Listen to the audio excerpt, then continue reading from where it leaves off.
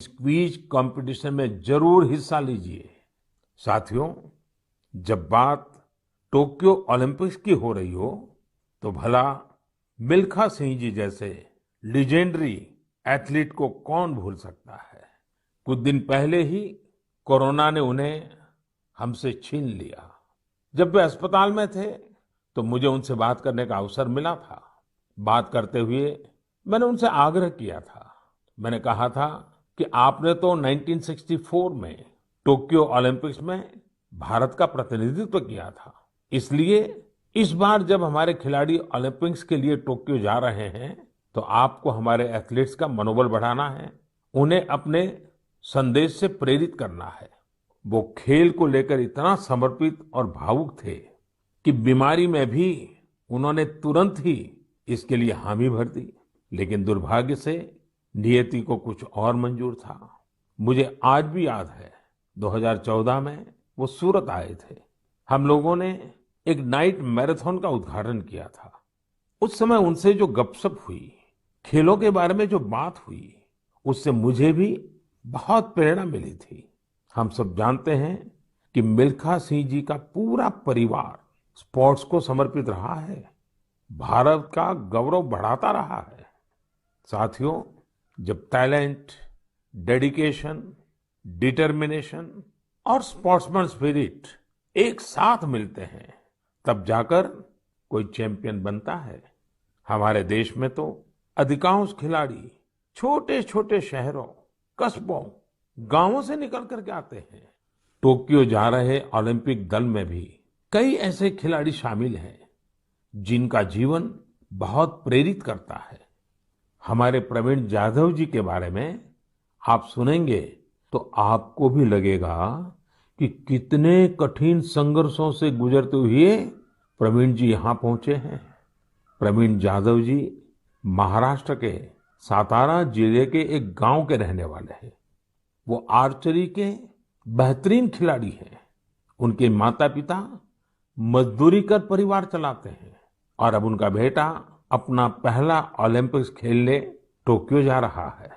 ये सिर्फ उनके माता पिता ही नहीं, हम सभी के लिए कितने गौरव की बात है। ऐसे ही एक और खिलाड़ी हैं हमारी नेहा गोयल जी। नेहा टोक्यो जा रही महिला हॉकी टीम की सदस्य हैं। उनकी माँ और बहनें साइकिल की फैक्ट्री में काम करके परिवार का खर्च जुटाती हैं। नेहा की तरह ही दीपिका कुमारी जी के जीवन का सफर भी उतार चढ़ाव भरा रहा है। दीपिका के पिता ऑटो रिक्शा चलाते हैं और उनकी माँ नर्स हैं। और अब देखिए, दीपिका अब टोक्यो ओलंपिक्स में भारत की तरफ से एकमात्र महिला तीरंदाज है। कभी विश्व की नंबर 1 तीरंदाज रही दीपिका के साथ हम सबकी शुभकामना है। साथियों, जीवन में हम जहां भी पहुंचते हैं, जितनी भी ऊंचाई प्राप्त करते हैं, जमीन से ये जुड़ाव हमेशा हमें अपनी जड़ों से बांधे रखता है। संघर्ष के दिनों के बाद मिली सफलता का आनंद भी कुछ और ही होता है। टोक्यो जा रहे हमारे खिलाड़ियों ने बचपन में साधनों, संसाधनों की हर कमी का सामना किया, लेकिन वो डटे रहे, जुटे रहे। उत्तर प्रदेश के मुजफ्फरनगर की प्रियंका गोस्वामी जी का जीवन भी बहुत सीख देता है। प्रियंका के पिता बस कंडक्टर है। बचपन में प्रियंका को वो बैग बहुत पसंद था जो मेडल पाने वाली खिलाड़ियों को मिलता है। इसी आकर्षण में उन्होंने पहली बार रेस वॉकिंग प्रतियोगिता में हिस्सा लिया था। अब आज वो इसकी बड़ी चैंपियन है। जैवलिन थ्रो में भाग लेने वाले शिवपाल सिंह जी बनारस के रहने वाले हैं।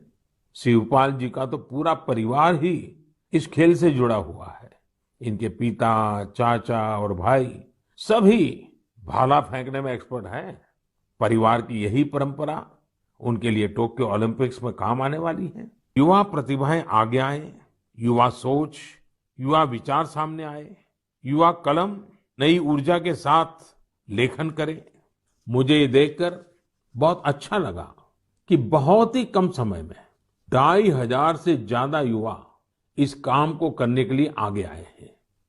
साथियों, दिलचस्प बात यह है 19वीं 20वीं शताब्दी के जंग की बात तो आमतौर पर होती रहती है, लेकिन खुशी इस बात की है कि 21वीं सदी में जो युवा पैदा हुए हैं, 21वीं सदी में जिनका जन्म हुआ है, ऐसे मेरे नौजवान साथियों ने 19वीं और 20वीं शताब्दी की आजादी की जंग को लोगों के सामने रखने का मोर्चा संभाला है।